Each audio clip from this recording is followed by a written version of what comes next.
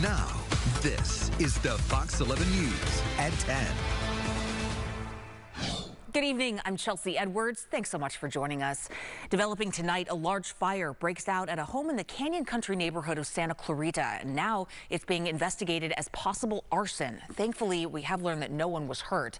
Fox 11's Rachel Aragon live on the scene where the streets are still blocked off. Rachel?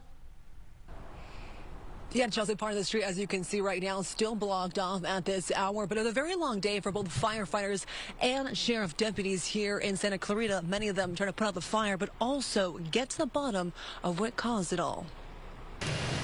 All was quiet along Flower Park Drive in Santa Clarita until after just one Saturday afternoon. There was reports coming in for a residential house fire. Fully involved. Fire units rushed to this home where they were confronted by large plumes of smoke and fire quickly burning through the roof. Fire Captain Brian Kites said the department made the decision not to go inside the structure because it was deemed unsafe. So they basically did what we call a surround and drown. It's a defensive attack on the fire where we pour water on the entire building from the outside. LA County Fire Department says an initial report came in as a psychological disturbance within the home, but that has not been confirmed. But arson investigators are still looking into whether anyone was inside the home when the fire broke out. Any time we have a fire of this size, we call out arson. In this case, the sheriff's department is calling their arson investigators. Residents in nearby homes forced to evacuate. And while streets stayed blocked off well into the night, fire officials say, fortunately, there were no reported injuries. The immediate homes in the area, they actually went across the street, and everybody's been accounted for. The cause of fire, of course, still under investigation here in Santa Clarita. But again, as the captain you just heard from right now, saying and stressing no fatalities and no one was injured. We're live in Santa Clarita tonight. Rachel Aragon, I'll send it back to you. Rachel, thank you so much. Was there any damage to other buildings? Did it spread at all while it was actively burning? Remarkably, both structures to each side of the house, Chelsea, not so bad. The fire captain actually saying there was some minor water and smoke damage to the left and right house. But again, remarkably, nothing much compared to what we saw from that main house on fire. All right. Very nice. Thank you so much, Rachel. Appreciate that report.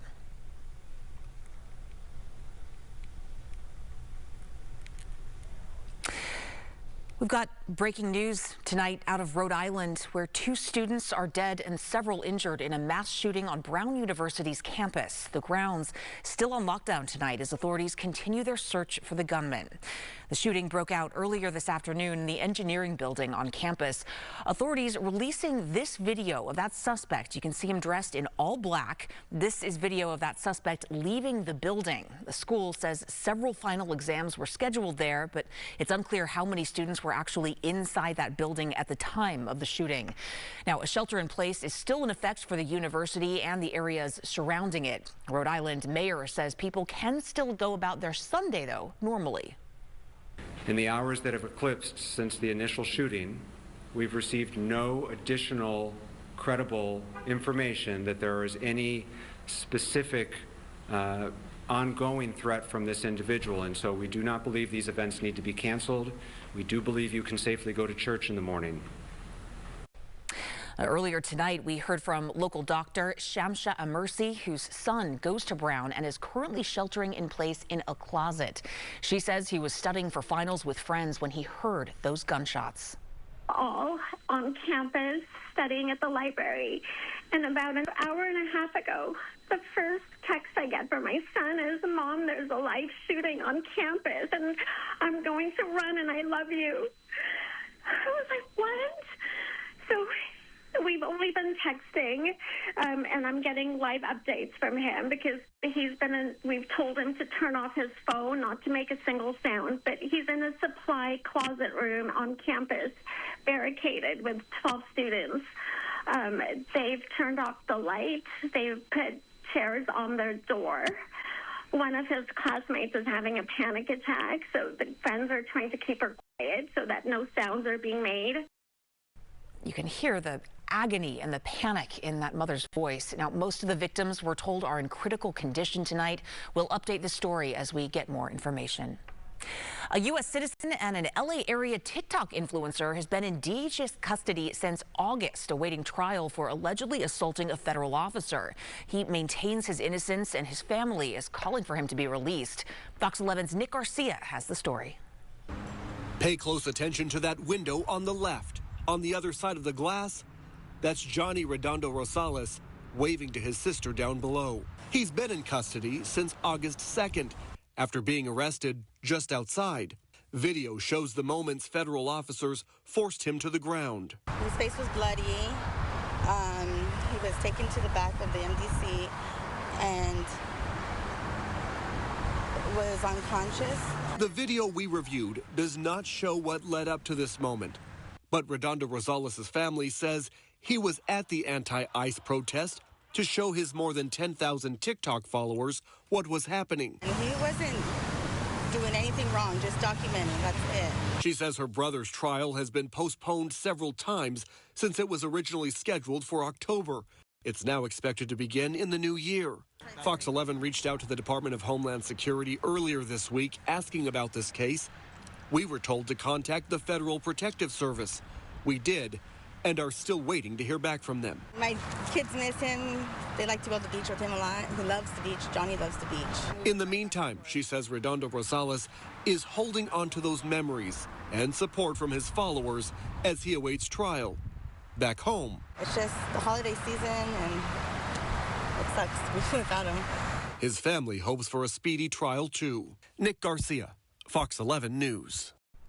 Nick, thank you. Firefighters in San Bernardino pulled two cats to safety during a residential house fire on East 28th Street. Crews arrived to heavy smoke, and during their search, firefighters found and rescued both cats, getting them out safely as the fire was knocked down. No people were hurt, and the cause of that fire still under investigation. And LA Mayor Karen Bass officially launching her re-election campaign with a rally in South LA. The mayor talked about the hardships the city has gone through in the last year, including the Eaton and Palisades fires and also the increase in immigration rates. The mayor says she will not rest until every Palisades family is back home and every innocent person detained in raids are reunited with their families. Bass also honing in on making LA more affordable through, quote, good paying union jobs and also supporting small businesses. Small businesses are the #1 employer of Angelenos. And let me say that after decades of downtown deteriorating, more employers are moving into downtown and bringing thousands of jobs. And that is going to mean that small businesses like restaurants and other shops and clothing stores will be able to benefit from them being downtown. The primary election will be held on June 2nd of next year. Well, there's not much more time left before Congress breaks for the holiday recess. Lawmakers are hustling to try to come up with a health care package before government subsidies expire at the end of the year, and the cost of premiums skyrocket for Americans who buy their insurance on the health care exchanges. Fox News' Chad Pegram has the latest from Capitol Hill. It's a last-ditch effort to address health care as days slip off the calendar. There are only 5 legislative days left